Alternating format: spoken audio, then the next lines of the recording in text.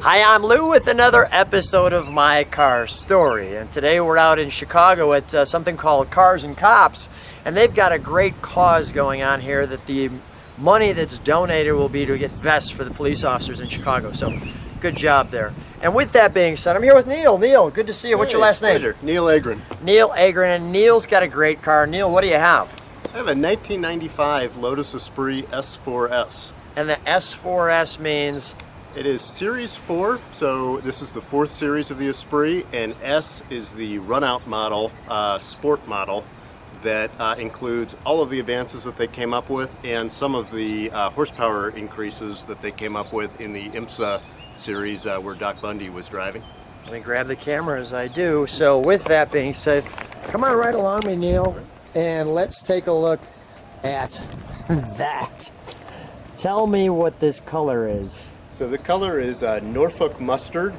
The car is made in Norfolk, England, and this specific color and submodel of the Esprit was actually determined by Brian Angus, the lead product manager for 10 years for the Esprit, to be the ideal spec. So these are very rare. There's only 18 of them in the United States, and this is the last one made. And the only one with its specific interior and carpet combination. Wow. Now, you've had this car for a year, you shared with me. Mm-hmm. How long were you looking for this car? I was looking for an Esprit for 2 years, and I was willing to take a variety of models, including a V8. They're very rare cars. There were only 3,000 Esprits imported to the United States total over 20 years.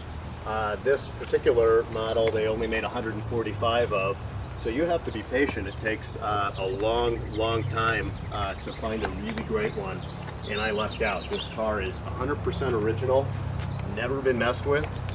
Everything on it is just in phenomenal condition. The fellow that I purchased it from owned it in Montana. His name was Ryan Josie, and he just took incredible care of it.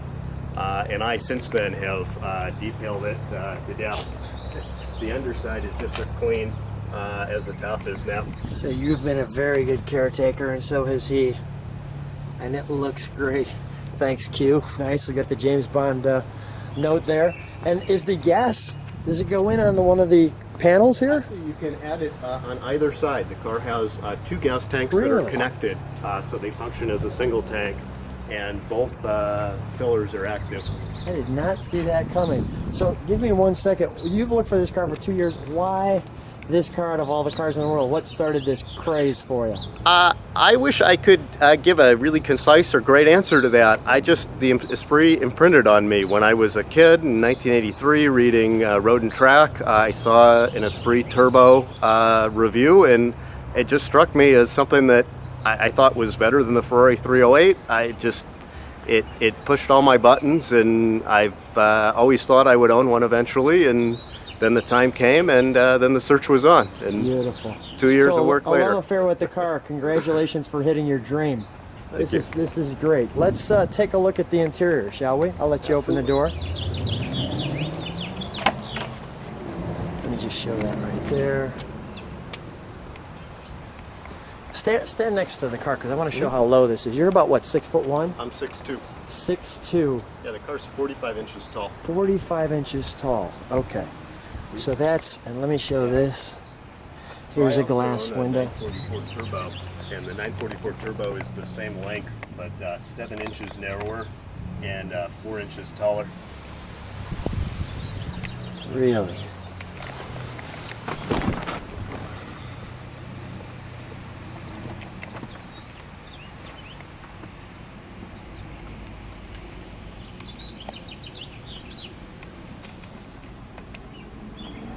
And there's venting on each side of the dashboard there. Mm-hmm. In the dashboard. I didn't see that coming. Usually you think of vents like that, not vents actually there. That's a pretty cool idea. Active, HVAC vents. They were actually incorporated in the earliest Esprits. Interestingly, you would assume that there would be a lot of trade-offs with an exotic, but my experience has been that this car is super reliable. It's never had any problems. The only thing that was ever done to it in terms of a repair is that the clock was replaced under warranty when the car was a year old. The AC system works very, very well. Very comfortable on a hot day.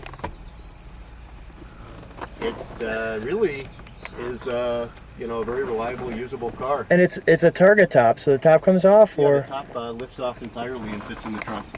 I just want to show that dash again, because there's this vent here I wasn't expecting, and then all the little details. I want to go slow enough. You got your horn here.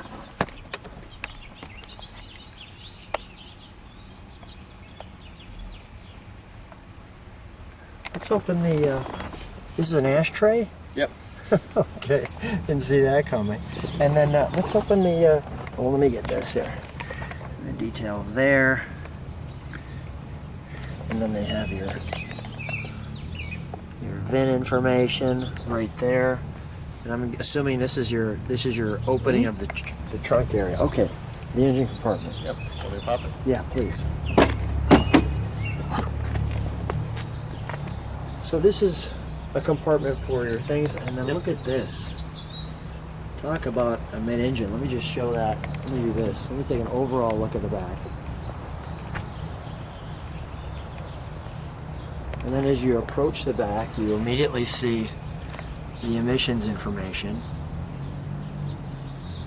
and the vacuum routing diagram. You can pause on that. And then you come to a pretty sizable trunk area. I was a little surprised. Kind of a lot of room. And now you've got the mid-engine. And they've done it well. It looks beautiful. Yeah, it's surprisingly accessible and easy to work on too. You do have to do a lot of things from underneath. Yeah. But if you think about it, the sides of the car slope outward. Yeah. The rear bulkhead slopes as well. Yeah. And you can see that the trunk floor slopes. That entire trunk also can be unbolted and just removed. So you get a lot of room. Yeah, when you're underneath it working on it, it's not at all terrible. Let's start her up. We'll get a little idle exhaust note and then we'll give it a little rev.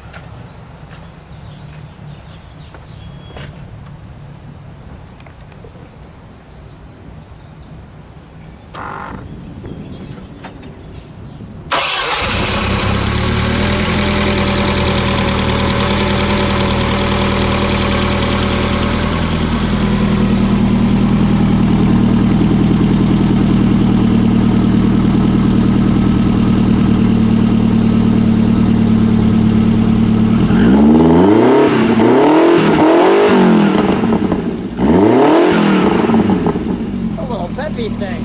All right, let's shut her down. Come on out, Neil. For a four-cylinder, that sounds pretty peppy there. Yeah, it's 300 horsepower. 300 out of a 300 horse out of a four-cylinder. Out of 2.2 liters. So this car Holy had cow. the highest specific output of any production car in its era. And the motors are actually quite reliable. They'll go to 100,000 miles or more without needing a rebuild. You can, as a turbocharged car, easily modify them to make more power. That's probably not the world's best idea, given the limited displacement. Yeah. But it's a very fast, fun car to drive. It does 0 to 60 in the mid-4s. What's your reaction when people come up to you on the street now that you've had it? What are they doing? It's very interesting. Here within the Chicago city limits, actually you don't seem to get noticed a lot, which is very strange to me. I'm an introverted guy too, so I feel extremely conspicuous sitting in this bright yellow car, idling on Michigan Avenue. Nobody really seems to look. Once you're outside of the city limits, everybody's looking at you all the time, and when you stop to fill it up with gas, I've yet to have fewer than 2 separate conversations.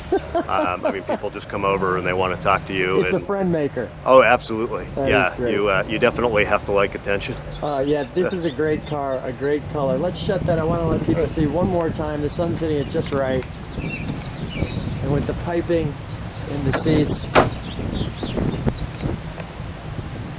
Such a great car. Neil, thanks for being on My Car Story. Hey, thanks for having me.